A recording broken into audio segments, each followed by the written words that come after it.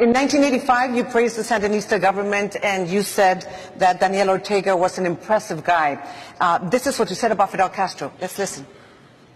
You may recall way back in, 1961, they invaded Cuba. And everybody was totally convinced that Castro was the worst guy in the world, that all the Cuban people were going to rise up in rebellion against Fidel Castro. They had forgot that he educated their kids, gave them health care, totally transformed the society. In South Florida, there are still open wounds among some exiles regarding socialism and communism. So please explain, what is the difference between the socialism that you profess and the socialism in Nicaragua, Cuba, and Venezuela? Let me just answer that.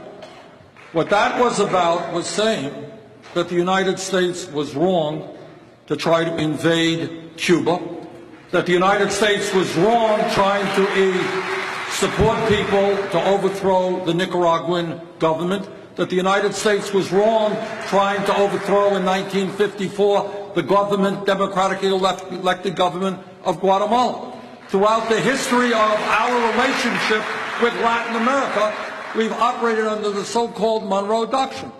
And that said that the United States had the right to do anything that they wanted to do in Latin America. So I actually went to Nicaragua, and I very strongly opposed the Reagan administration's effort to overthrow that government.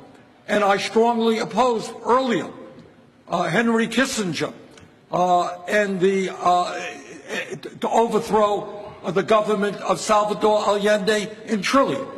I think the United States should be working with governments around the world, not get involved in regime change. And all of these actions, by the way, in Latin America brought forth a lot of very strong anti-American sentiments. That's what that was about.